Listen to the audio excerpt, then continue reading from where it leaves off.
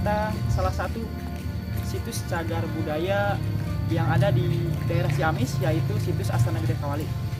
Sekedar mengingatkan untuk teman-teman semua di masa pandemi ini, supaya kita tetap menjaga protokol kesehatan dengan memakai masker, rajin mencuci tangan, dan juga memakai hand sanitizer, dan jangan lupa jaga jarak. Kita hari ini akan mereview salah satu cagar budaya, yaitu Astana Gede Kawali, yang merupakan lokasi wisata sejarah yang ada di Kabupaten Ciamis, Jawa Barat. Konon tempat ini dahulunya adalah ibu kota kerajaan Galuh, sehingga banyak peninggalan benda-benda bersejarah di dalamnya. Astana sendiri dalam istilah Sunda adalah makam, sedangkan gede memiliki arti besar. Jadi dapat disimpulkan Astana Gede adalah makam yang besar. Ada juga yang mengartikan bahwa besar di sini adalah benar-benar orang besar dari segi fisik, karena makam yang ada di dalamnya memiliki ukuran besar dan berbeda dengan ukuran umum. Sedangkan versi lain sendiri mengartikan bahwa gede di sini adalah makam tokoh-tokoh atau orang-orang besar yang berpengaruh di kerajaan Sunda Galuh awal ini, atau dalam istilah Sunda disebut dengan Gegedean. Lalu ada apa saja di dalam? Mari kita review bersama-sama.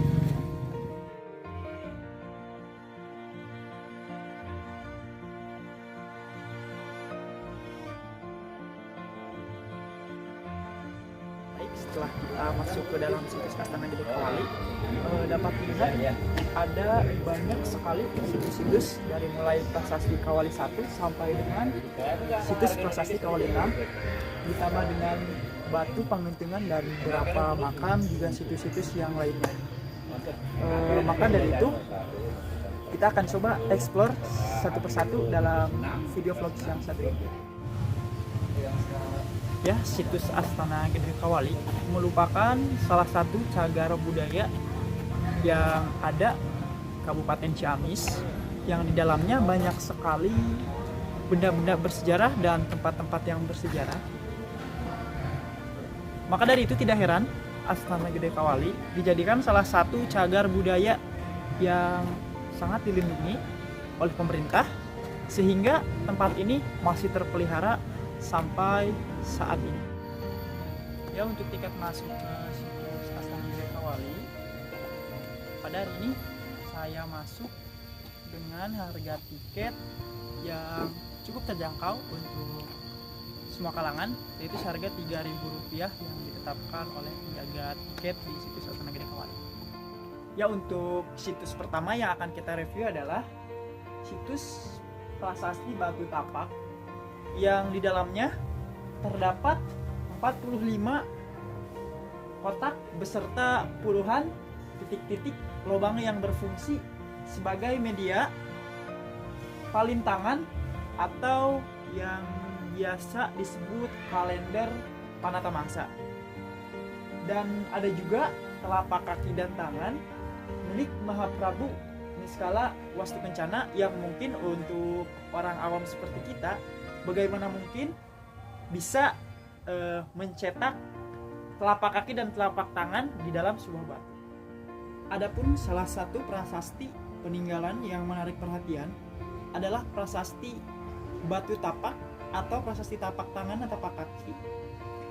Cetakan telapak tangan dan kaki itu dipercaya milik Raja Galuh, sang pemimpin kerajaan saat itu, yaitu Niskala Wastukencana. Pada prasasti ini, banyak pengunjung yang mencoba mencocokkannya dengan telapak tangan dan kakinya sendiri. Konon bila ukurannya sama, maka orang tersebut akan beruntung dan terkabul keinginannya. Namun tampaknya hingga sampai saat ini, belum ada satupun orang yang memiliki telapak tangan dan ukuran kaki yang sama. Seperti telah dijelaskan tadi bahwa situs Astana Gede ini merupakan salah satu peninggalan dari kerajaan Galuh yang mungkin atau bahkan pada zaman dahulu menganut agama Hindu, tapi tidak sedikit di dalam situs ini banyak makam penyebar agama yang menyebarkan agama Islam. Salah satunya adalah makam Pangeran Usman, yaitu salah satu penyebar agama Islam di wilayah X atau Tilas, Kerajaan Galuh, yang mana beliau adalah utusan Kesultanan Cirebon, ya, makam Pangeran Usman. Makam ini panjangnya 2,93 meter. Pangeran Usman adalah keturunan Sultan Cirebon yang dimana adalah menantu Maharaja Kawali atau Pangeran Mahadikusuma yang memerintah Kawali pada tahun 1592 sampai 1643 Masehi.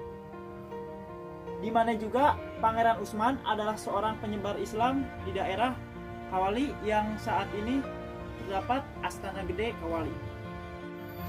Situs selanjutnya yaitu adalah situs Pangentengan, tempat disemayamkannya abu jasad dari Putri Diah Pitaloka. Putri Diah Pitaloka atau Dewi Citra Resmi yang gugur saat Belapati dipalakan Bubut. Menurut para raton, ia dijodohkan dengan Hayam Wuruk, Raja Majapahit yang sangat berhasrat untuk menjadikannya sebagai permaisuri. Akan tetapi, dalam tragedi Perang Bubat, dia melakukan bunuh diri. Tradisi menyebutkan Diah Pitaloka sebagai gadis yang sangat cantik. Masih dalam satu kawasan yang sama, ada prasasti Batu Panyandungan, yaitu tempat disemayamkannya abu jasad dari Mahaprabu Hinggabuana yang gugur di Palagan Bubut. Untuk info, Palagan Bubut terjadi pada hari Selasa, Wage, tanggal 14 September 1357 Masehi. Dan selanjutnya di sebelah kanan ada prasasti Batu Panyandaan, tempat disemayamkannya abu jasad dari Prameswari Dewi Laralingsing yang gugur di Palagan Bubut. Prasasti Kawali atau prasasti Astana Gede Kawali adalah beberapa prasasti atau sekumpulan prasasti yang ada dalam lingkungan Astana Gede Kawali, yang diantaranya prasasti Kawali 1 yang banyak sekali. Di dalam prasastinya terdapat tulisan-tulisan yang berdasarkan perbandingan dengan peninggalan sejarah lainnya seperti naskah cerita parahyangan dan pustaka Raja Ibumi Nusantara. Dapat disimpulkan bahwa prasasti Kawali 1 merupakan sakakala atau tugu peringatan untuk mengenang kejayaan Prabu Niskalawastu Kencana, penguasa Sunda yang bertahta di Kawali, putra Prabu Linggabuana yang gugur di. Kemudian di sebelah kiri saya merupakan prasasti Kawali 2 yang memiliki dimensi gambar sekitar 60 kali 80 dikali 125 cm. Pada bagian muka terdapat 7 baris pahatan yang tidak teratur, yang mengandung arti bila diterjemahkan adalah kepada yang mengisi tempat Kawali berani menerapkan kebenaran agar bertahan dalam perjuangan hidup. Di sebelah prasasti 1 dan 2 terdapat juga prasasti 6 yang merupakan sebuah prasasti yang ditemukan dan dievakuasi pada tanggal 3 Oktober 1995 dan memiliki arti dalam tulisan yang terdapat di batu tersebut adalah ini peninggalan dari yang Atisti dari rasa yang ada yang menghuni kota ini, jangan berjudi bisa sengsara. Ini komplek ini sendiri, setelah kita lihat tiga prasasti yang ada di belakang kita, ada salah satu prasasti yang sangat mencolok atau besar ukurannya, yang merupakan batu korsi atau yang bisa kita sebut sebagai palingbih. Tempat ini merupakan tempat penobatan atau diwastunya para raja Sunda Galuh di Kawali. Salah satu raja terakhir yang dinobatkan di batu ini adalah Prabu Siliwangi sewaktu menerima tahta Kerajaan Galuh Pakuan tahun 1482 Masehi.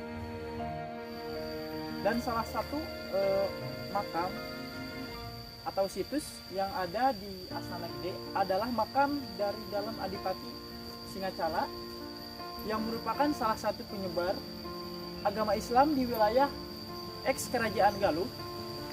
Beliau adalah utusan dari Kesultanan Cirebon.